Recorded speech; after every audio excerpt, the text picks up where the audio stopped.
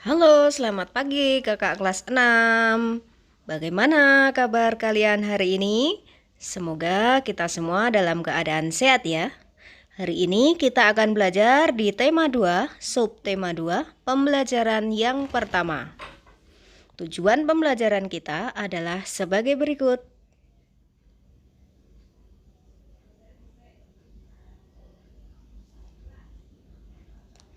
Nah, kakak kelas 6, setelah proklamasi kemerdekaan, seharusnya bangsa Indonesia telah merdeka dan terbebas dari segala bentuk penjajahan. Namun, kenyataannya tidak demikian. Ternyata para penjajah datang lagi ke Indonesia, sehingga bangsa Indonesia kembali berjuang, yaitu berjuang untuk mempertahankan kemerdekaan kita. Penjajah datang dengan membonceng tentara sekutu. Mereka datang ke berbagai daerah di Indonesia. Tentu saja bangsa Indonesia menyambut kedatangan penjajah tersebut dengan berbagai perlawanan. Di antaranya yaitu Pertempuran Ambarawa, Pertempuran Medan Area, Bandung Lautan Api, agresi militer Belanda yang pertama, agresi militer Belanda yang kedua, dan juga Pertempuran Surabaya.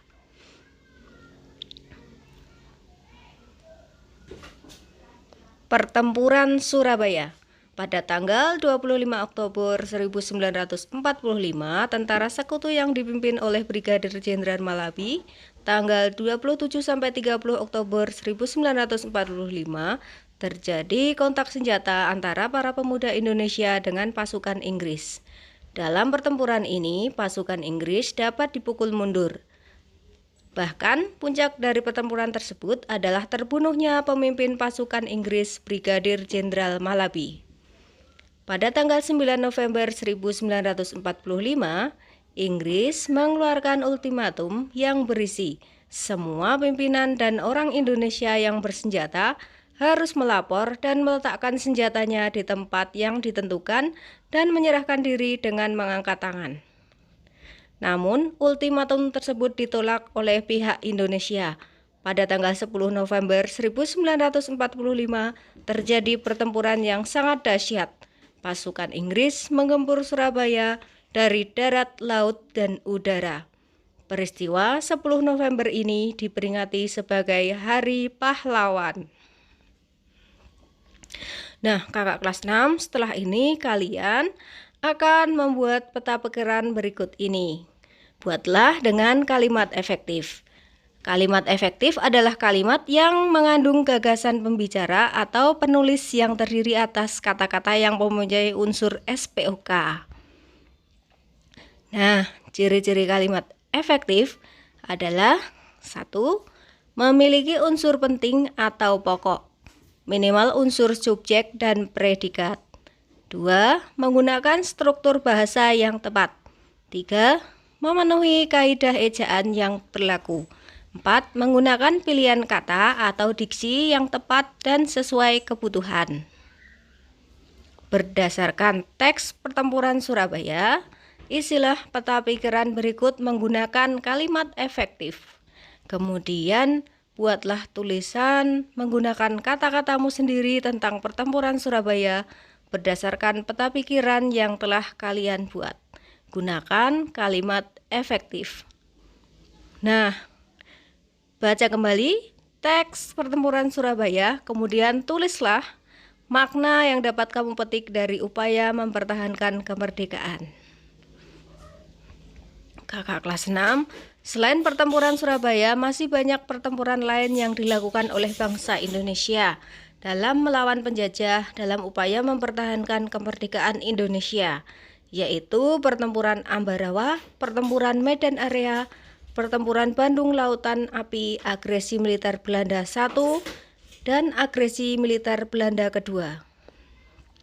Nah, kalian bisa mencari informasi tentang pertempuran-pertempuran tersebut dari berbagai sumber.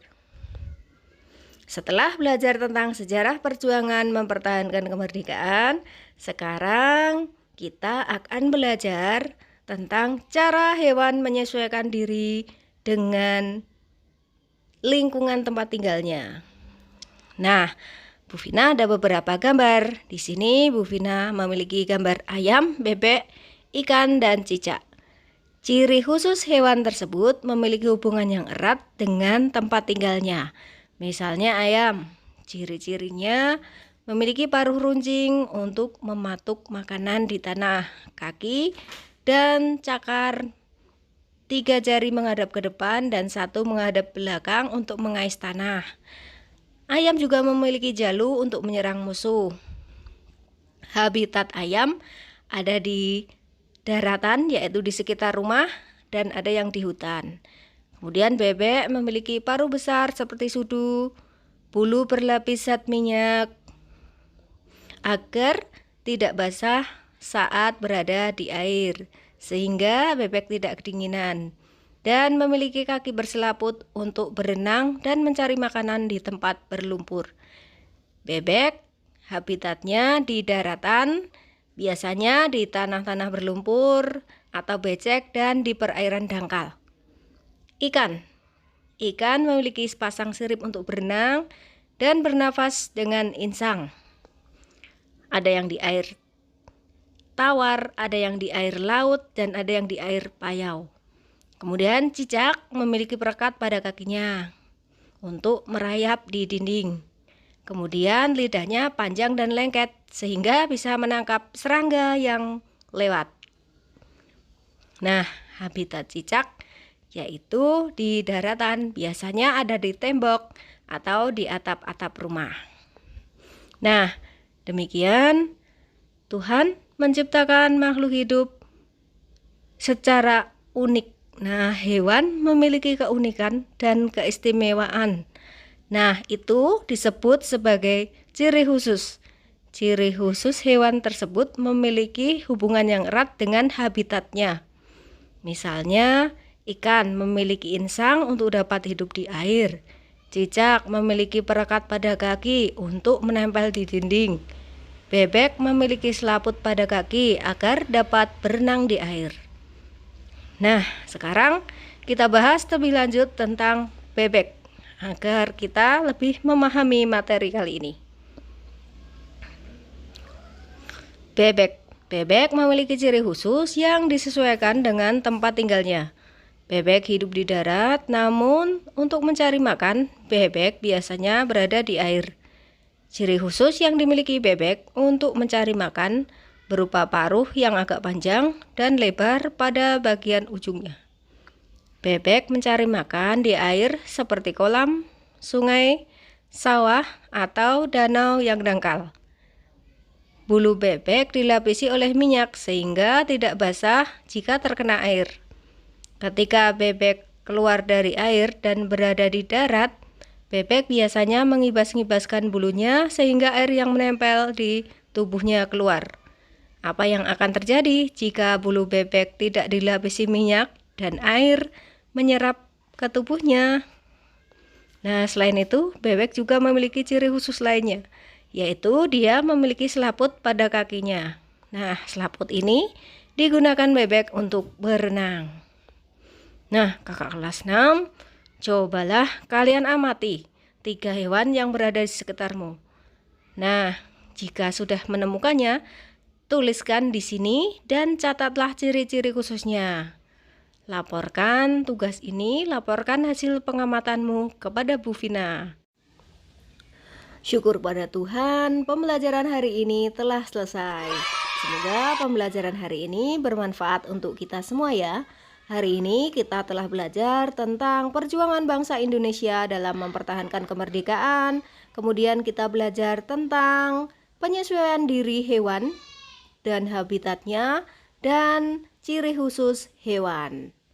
Nah, sampai bertemu lagi di video Bu Vina selanjutnya. Terima kasih.